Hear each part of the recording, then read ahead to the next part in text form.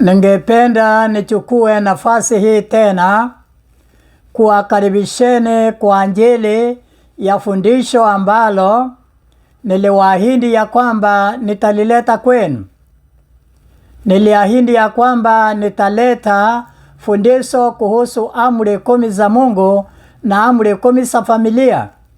Lakini nikawaambia pia ya kwamba nitakuwa nikileta mafundisho mengine katikati, ndio isiwe ya kwamba ninafundisha fundisho hilo mfululizo. Kwa hivyo leo nataka nisungumzie juu ya amri ya 3, kwa sababu nilifundisha amri ya kwanza ya Mungu na amri ya kwanza ya familia, na nikafunza amri ya pili ya Mungu na amri ya pili ya familia. Sasa leo nataka nisungumzie juu ya amri ya 3 ya Mungu na amri ya 3 ya familia. Wakati Mungu alitoa zile amri 10, aliweza kutangaza kwanza kwa kinywa chake kabla hata ya kumpatia Musa. Niliwaambia ya kwamba aliandika zile amri 10 juu ya mbao 2 za mawe, kisha akampatia Musa. Na sikuwaambia kwa nini aliandika kwenye mbao 2, maana singetoshea kwenye ubao mmoja. Ila ni ya kwamba kuna mambo mawili alitaka yaeleweke katika zile amri. Ya kwanza, mbao ya kwanza ilikuwa na amri 4 ambazo mtu anatakiwa kutunza ili aonyeshe pendo kwa Mungu. Na mbao ya pili ilikuwa na amri 6 ambazo mwanadamu alitakiwa kutimiza ili aonyeshe upendo kwa mwanadamu mwenzake. Sasa tutakapokuwa tukiendelea, mtagundua na mtajua ya kwamba kweli zile amri 4 za mbao ya kwanza zinamuhusu Mungu, na kwamba hata moja ikivunjwa kati ya zile 4 hakuna mtu atakuuliza wala hakuna askari atakukamata. Lakini ile mbao ya 2, zile amri 6 ambazo zilikuwa kwa mbao ya pili, ukivunja mojawapo ya hizo, watu watalalamika, wanaweza hata kukuua, na hata unaweza kamatwa na ukafungwa ama kunyongwa. Sasa bila kupoteza wakati, hebu niende kwa amri hiyo ya 3. Amri ya 3 imeandikwa katika mstari wa 7 katika Kutoka 20, inasema, usilitaje bure jina la Bwana Mungu wako, maana Bwana hata muhesabia kuwa hana hatia mtu alitajaje jina lake bure. Sasa Mungu akasema usitaje jina lake bure. Kwa nini? Mbona akatoa amri hiyo? Na ni nini alitaka kufundisha watu? Ukweli ni ya kwamba amri zote ambazo alitoa zilikuwa na mambo fulani ambayo alitaka kufundisha watu. Zilikuwa na mambo fulani ambayo alitaka watu wayajue. Sasa hebu nieleze kwa kifupi.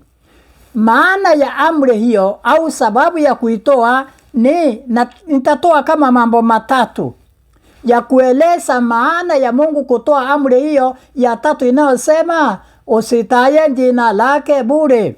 Jambo la kwanza ni kwamba hakutaka mwanadamu wakati wowote aweze kumuita mtu jina lifananalo na la Mungu.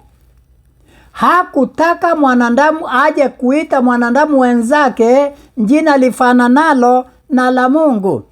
Ndio, hebu tuweze kumuona Yesu akiongea katika kitabu cha Mathayo. Mathayo ni ile sura ya 23 na mstari ule wa 9. Mathayo 23 mstari wa 9 inasemaje? Mathayo 23:9, Yesu akasema, wala msimuite mtu baba duniani, maana baba yenu ni mmoja aliye mbinguni. Ni kwamba Mungu hakutaka mwanadamu yeyote amuite mtu baba akimfananisha na Mungu. Maana akasema baba ni mmoja aliye mbinguni. Lakini alipokuwa anatoa amri 10, kuna mtu mmoja alitoa idhini aitwe baba. naye ni yupi? Ni yule alisaidiana na Mungu kuleta mwanadamu katika dunia. Ndio naona katika kitabu saa Kutoka 20 mstari ule wa 12 samahani.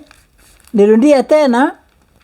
Kutoka 20 mstari wa 12 nasema, waheshimu baba yako na mama yako, siku zako sipate kuwa nyingi katika nchi upewayo na Bwana Mungu wako. Ni ya kwamba baba, mwanamume akisha kuoa kama Mungu alivyosema katika Kutoka, hivyo katika hiyo Kutoka 20 mstari wa 12 Mungu akasema waheshimu baba na mama. Mungu alitangulia katika bustani ya Edeni katika Mwanzo sura ya 2:24 akasema mtu atamwacha baba na mama yake aambatane na mkewe na hao wawili watakuwa mwili mmoja. Ni ya kwamba mwanamume akisha kuoa anakutana na ule mwanamke kimwili, mwanamume anakutana na mwanamke kimwili. Wakisha kukutana basi wanasababisha mtoto kupatikana. Mbegu ya mwanamume na mwanamke ikishikana inasababisha mtoto kupatikana. Lakini nani anafanya hizo mbegu sifanyike mwanadamu? Ni Mungu. Kwa hivyo yule Mungu ameruhusu aitwe baba duniani ni yule peke yake aliyekuzaa. Na yeye unapomuita humuiti ukimlinganisha na Mungu, ili unamuita kama mfano ya mtu ambaye alisaidiana na Mungu kukuleta duniani. Lakini mtu ambaye pengine anaitwa jina baba kwa cheo ama kama anasimamia mambo ya kikanisa, hiyo ni kana kwamba anachukua nafasi ya Mungu. Lakini si mimi nasema, ila Yesu anasema msimuite mtu baba duniani. Lakini huyo Mungu na huyo Yesu alisema waheshimu baba na mama yako. Baba na mama, yule ambaye alioa mama yako na wakakuzaa wewe. Lakini kando na huyo, mtu ambaye pengine atakuwa anapewa cheo inafanana na Mungu, huyo la hapana. Kwa hivyo Mungu akasema usitaje jina la Bwana Mungu wako bure, kwamba usimuite mtu jina lifananalo na la Mungu, ambaye pengine anachukua cheo katika mambo ya kiroho, pengine aje kufanana na Mungu ama ajifananishe na Mungu. Ndio, hebu enda pamoja nami katika kitabu cha Zaburi 111 na mstari wa 9. Mniruhusu nitasoma kwa lugha ya Kiingereza, lakini hapa ninayo Biblia ya King James Version ambayo imeandikwa kwa Kiingereza na tena fungu hilo likaandikwa kwa Kiswahili. Sikia. Uone kwamba wanadamu wamevuka mpaka wakapenda kuitwa majina ya fananano na ya Mungu. Ndio, ninaenda Zaburi 111:9 inasema, He sent redemption unto his people. He hath commanded his covenant forever. Holy and reverend is his name. Ndipo sasa inatafsiriwa kwa Kiswahili nasema, amewapelekea watu wake ukombozi. Ameamuru agano lake liwe la milele, jina lake ni takatifu la kuogopwa. Ni jambo la kusikitisha kuona ya kwamba wanadamu wameyachukua majina yanayostahili Mungu tu peke yake. Maana hapa katika Zaburi 111:9 inasema ya kwamba holy and reverend is his name. Ya kwamba kwa Kiswahili kitafsiriwa jina lake ni takatifu la kuogopwa. Mungu aliposema usitaje jina lake bure, ilikuwa inamaanisha ya kwamba mwanadamu awaye yote asipokee, asiitwe jina sawa na lile Mungu anaitwa. Kwa hivyo Mungu kwa Kiingereza kile ya zamani ama Kiingereza ile ya zamani katika King James Version ile ambayo imeandikwa kwa Kiingereza ile ya zamani, Mungu anaitwa reverend. Lakini leo watu wanaitwa reverend. Si mimi nasema, ila kuna watu wana title kama hizo za kuitwa reverend. Ndio. Sasa jambo gani lingine? Ni mtu kutojifananisha na Mungu. Lile la kwanza tumeona ni mtu kutoitwa jina sawa na la Mungu. Mtu kutoitwa jina sawa na la Mungu. Kama vile tumemsikia Yesu akisema msimuite mtu baba hapa duniani. Lakini Mungu akatofautisha kuonyesha nani au ni yupi anastahili kuitwa baba. Ni yule peke yake amekuzaa. Lakini pia enda pamoja nami katika Wathesalonike. Wathesalonike ni wa pili. Wathesalonike ni wa pili.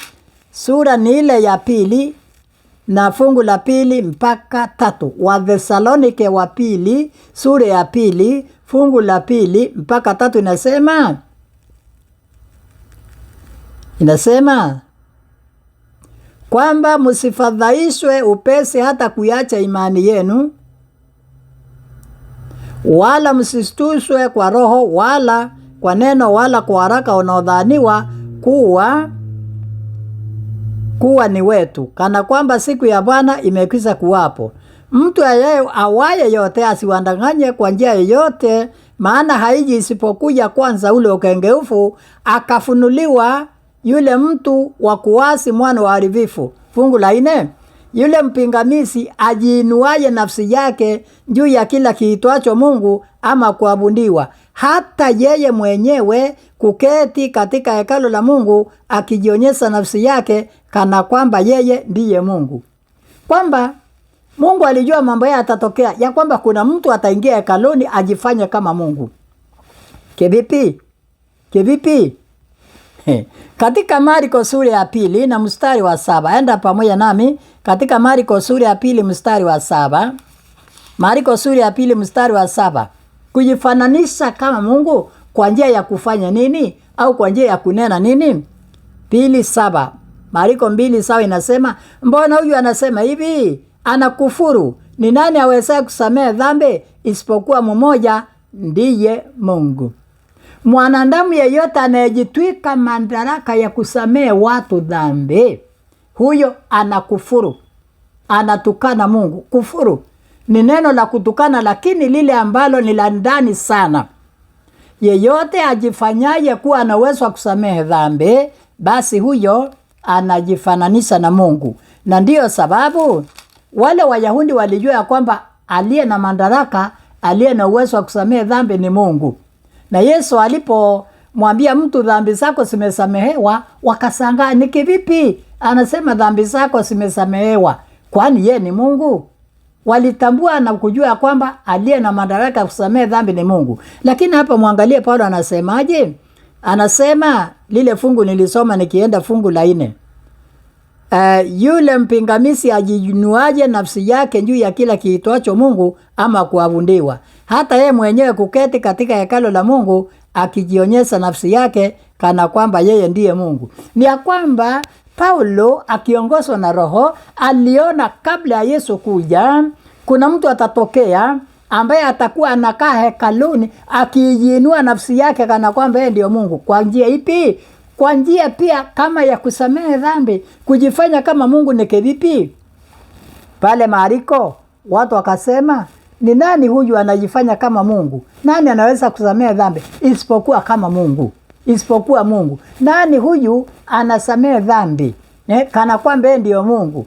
Nani ambaye anaweza samehe dhambi isipokuwa Mungu? Wale watu walilalamika. Kwa nini? Hawakujua ya kwamba Yesu ni Mungu. Kwa hivyo aliye na madaraka ya kusamehe watu dhambi ni Mungu. Lakini hapa kuna mtu akaaje ndani ya hekalu akijiinua nafsi yake kana kwamba yeye ndio Mungu. Kivipi? Kule kujiinua nafsi yake anaposamehe watu dhambi ni kana kwamba anajiweka kwa kiwango cha Mungu. Ni kana kwamba anainua nafsi yake sawa na ya Mungu, ama kujifanya kama Mungu, kufanya kazi ile ifanywayo na Mungu ya kusamehe dhambi. Ya kusamehe dhambi. Ni Mungu peke yake ana uwezo wa kusamehe watu dhambi.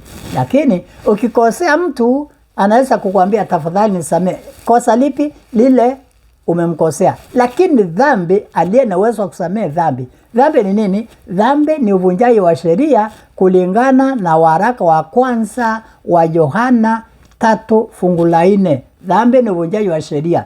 Kwa hivyo yule anayesamehe dhambi, aliye na uwezo wa kusamehe dhambi, ni mwenye hiyo sheria iliyovunjwa. Hakuna mwanadamu anaweza kudai ya kwamba amri 10 ni zake. La, zile amri 10 za Mungu hakuna mwanadamu anaweza kujidai kwamba ni zake. amri 10 ni za Mungu, na ukivunja mojawapo ya hiyo, ni Mungu peke yake ana uwezo wa kukusamehe kwa sababu umevunja sheria yake. Na akikusamehe, damu ya Yesu inakutakasa. Kwa hivyo, ninyi mnaonisikiliza, nataka niwaambie ya kwamba Mungu alipotoa amri ya pili, alitoa ili iweze kutuonya na kutukataza kamwe tusije tukajifananisha na Mungu, na tusije tukaitwa majina sawa na ya Mungu. Na awaye yote asiye akaonekana ameingia hekaluni akikalia kiti kana kwamba yeye ndio Mungu, akichukua kazi ya Mungu ambao ni kusamehe. Alafu Walawi 24 mstari wa 15 inatuambia nini kuhusiana na jambo kama hilo la kufuru? Ndio naenda mstari wa 14 inasema, Walawi 24 mstari wa 15 na 16. Walawi 24 mstari wa 15 na 16 inasema, nawe nena na wana wa Israeli na kuwaambia, mtu awaye yote atakayemlaani Mungu wake atachukua dhambi yake, na yeyote atakayekufuru, na yeyote atakayekufuru jina la Bwana hakika atauawa.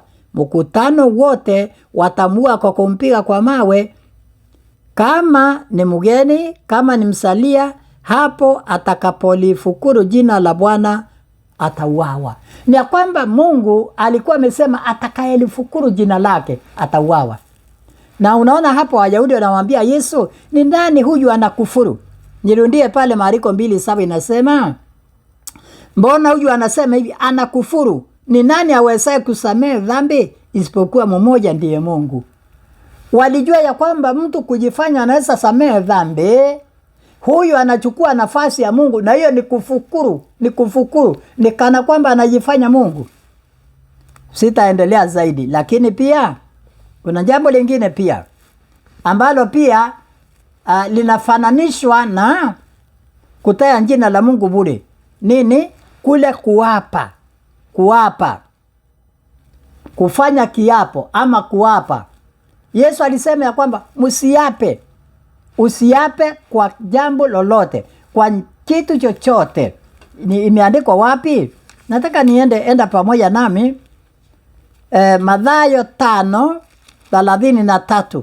Katika kuapa pia, mtu anapoapa kwa jina la Mungu, basi huyu atahesabika ya kwamba ana hesabu ama anataya jina la Mungu wake bure. Lipi lingine ambalo talifanya uhesabiwa kwamba unataya jina la Mungu bure? Ni kule kuapa.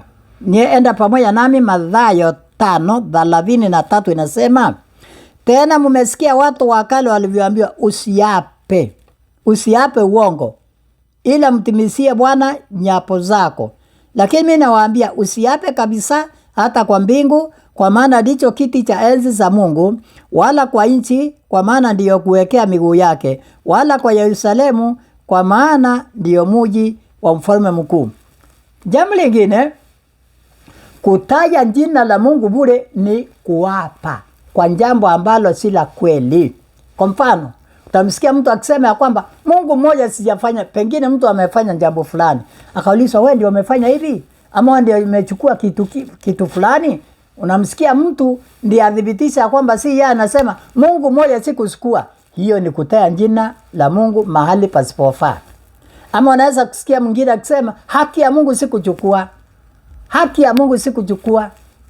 Usiape, usitaje jina la Mungu mahali ambapo halistahili. Usiape kwa jina la Mungu kwa jambo ambalo unajua ya kwamba hakika umelifanya. Usiape. Kule kuapa kwa jina la Mungu ndiyo kule kunafananishwa na kutaja jina la Bwana Mungu wako bure. Na naamini ya kwamba kwa hayo machache Mungu ataweza kutusaidia ili kwamba tujilinde. Na nini? Jambo la kwanza, usikubali, iwe ni kiongozi wa kidini, usikubali kuitwa jina lifananalo na jina la Mungu. Kwa nini? Maana Roho Mtakatifu aliposhuka alipeana majina ambayo yanastahili kuitwa viongozi wa kanisa. Wapi? Waefeso 4 mstari wa 11. Majina yanayostahili kuitwa viongozi wa kanisa ni Waefeso 4:11. Sikia.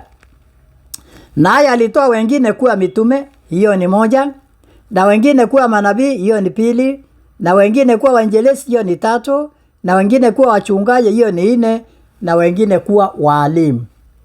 Hayo madaraka matano.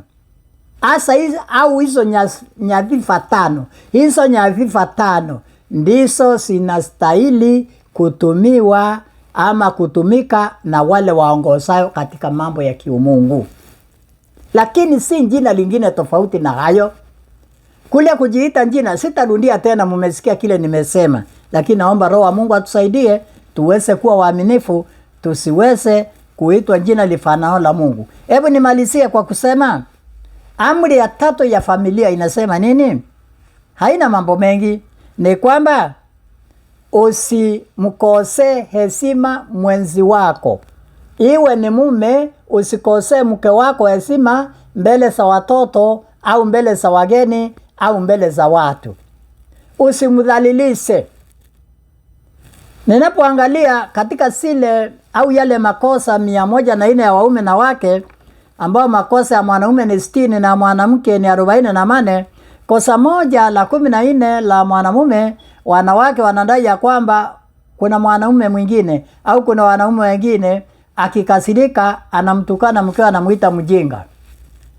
Lakini kumbuka pale ulipokuwa unamchumbia, ulikuwa unamuita darling, sweetie, ane, ulikuwa unamuita majina ya kumsifu. Lakini pale alipowaacha baba na mama na ndugu zake na dada zake akaja kwako, ndio sasa unapata uhuru wa kumuita mjinga. Hapana, kumuita mkeo mjinga, kumuita mumeo mjinga, hiyo ni kuvunja amri ya 3 ya familia ambayo inasema usimkosee heshima mwenzio. Kuna wanaume wengine anaweza tukana mkewe mbele za watoto, hata kumpiga, anamkosea heshima. Hiyo ni kuvunja amri ya 3. Unataka mboma yako isimame imara, unataka ndoa yako iwe salama, usimkosee heshima mwenzio, mumeo au mkeo. Usimkosee kamwe. Hata kama amekukosea kwa jinsi gani, wewe usilipise kisasi. Hata ukikosewa, usitukane mkeo, usitukane mumeo, usimdhalilishe mbele za watu. Kumbuka ni mtu wa kuheshimiwa. Mke wako ni mtu wa kuheshimiwa. Hebu angalia, aliacha baba, mama, ndugu zake, akakufuata, anakuja kuishi kwako, ndiye akusalie watoto. Unapaswa kumheshimu. Mama, heshimu mume wako, kwa sababu kama si yeye ungeishi kwa baba yako. Alikuchukua, akakuoa na anakutunza na anakusaidia kwa kila hali. Kwa hivyo nataka nimalizie hapo nikuseme ya kwamba kila mwanaume ambaye amenisikia, kila mwanamke ambaye amenisikia, tunza amri hiyo, usimdhalilishe mumeo au mkeo. Naomba niachie hapo nikiahidi ya kwamba kwa neema ya Mungu bado nitaendelea na mafundisho, na ninataka nikuambie kama wewe ndio mara yako ya kwanza kunisikia, nenda kwenye channel ya YouTube yangu, tafuta jina Pastor Mutuma Senior, utapata mengi ambayo nimefundisha. Pia jambo lingine, ukitaka fundisho ninapofundisha lije kwako mara moja, naomba usubscribe ili ninapofundisha fundisho linakuja kwako mara moja. Na ninawashukuru wote walio subscribe, kwa sababu ninajua mafundisho ninapofundisha wanayapata, hata yale nimewahi kufundisha yote wanayapata. Kuna mengi ambayo nimefundisha ya kinyumbani na mambo ya kiroho. Subscribe ili upate mengi. Asante kwa kunisikiliza. Mungu akubariki na akutendee mema. Ukienda kwa hiyo channel yangu utapata Pastor Mutuma Senior. Wewe nenda tu kwa YouTube, tafuta jina Pastor Mutuma Senior. Ukiandika jina hilo, mahubiri yangu atatokea. Asanteni.